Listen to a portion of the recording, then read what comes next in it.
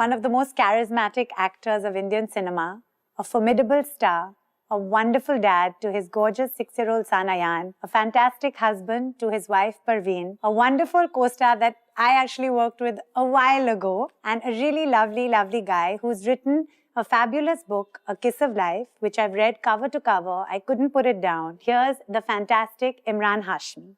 Thank you so much. That's the best introduction ever.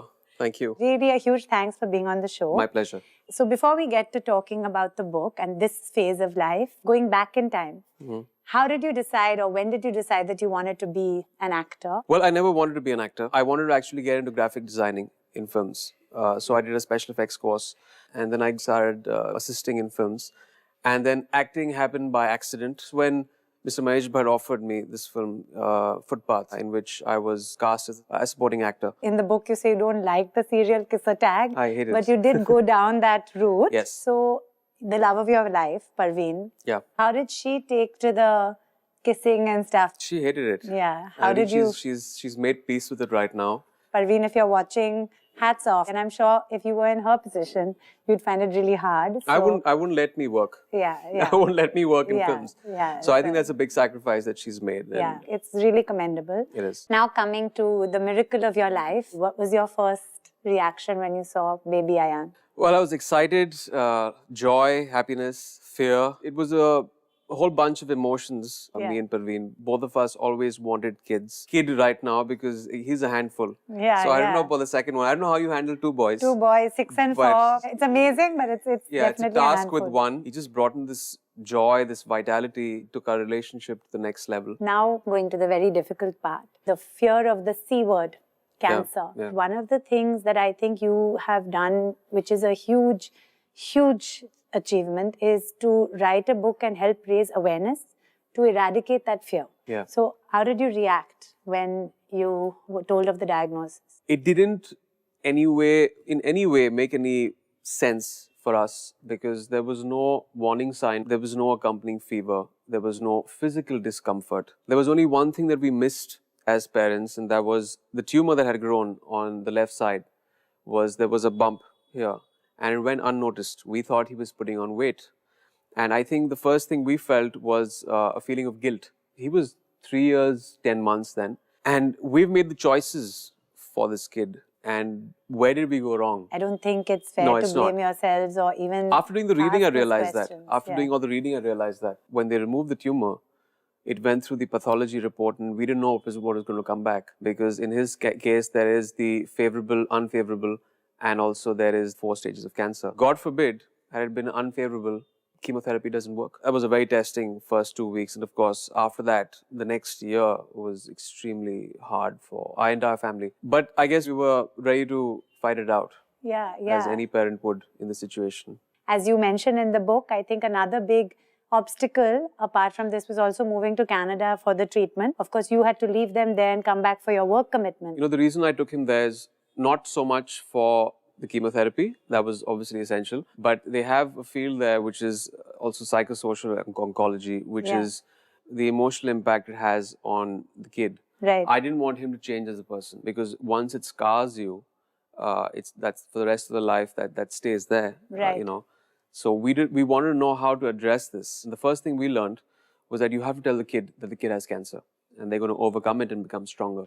Yeah. Because it's very important to know when someone is jabbing a needle into your arm, why they're doing it. Yeah. Because then you start losing faith in people. You stop trusting people. I think children in many ways give so much strength. The fact that Ayan would have still been responding completely normally and doing regular things, perhaps somewhere it helped you to get through and realize that he's going to be fine, you know? Completely. Either it's ignorance is bliss. We bog ourselves down with concepts of cancer and of death that children don't have. And that's why they recover so soon.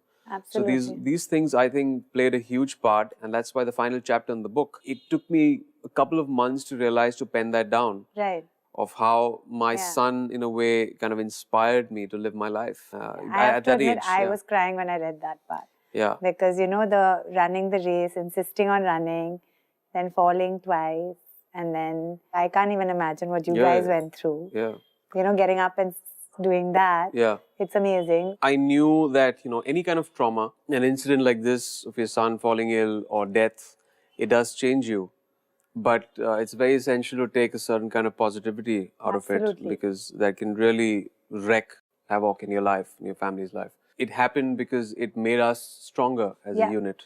Yeah. And we emerged stronger after that. So Absolutely. And I think when you see stories like yours, I think it's extremely heartening and hopeful, Yeah. more than just being sort of upsetting, But Emraan, I also see that you did a lot of research on what's good to eat, what's not good to eat.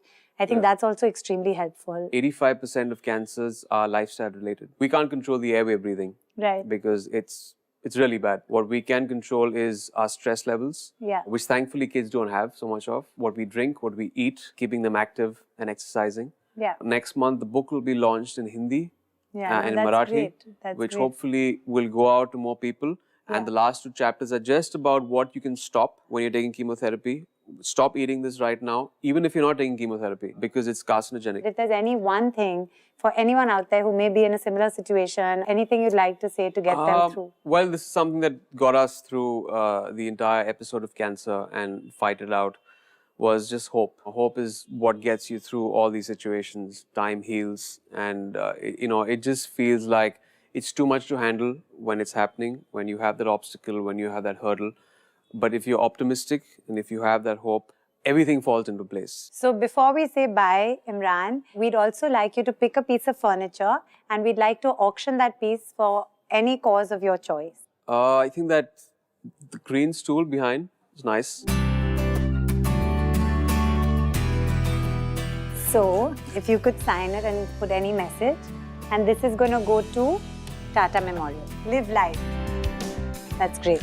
Yep. Love, Emraan Hashmi. Yes. Thank you so much, Emraan. Pleasure. It's really, really been lovely. Yes. On a light note now, we wanted to do something to test your hands-on daddiness. Oh my God. May I please have the baby? The teddy bear.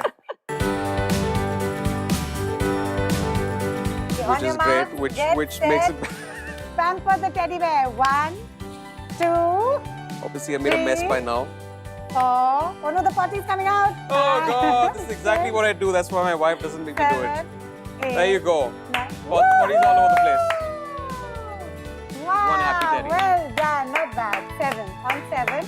So that's a lovely, lovely Teddy bear there teddy with bear the that diaper you on. managed to put the diaper on. Well done. Really a huge thanks, Emraan. Pleasure, It's been so such a pleasure, really. Thank you so much. Life is unpredictable and we always hope for the best for us all for always, touch wood. But God forbid if and when obstacles do arise, I hope everyone can come out of them strong, happy and healthy. Till we meet again, bye-bye.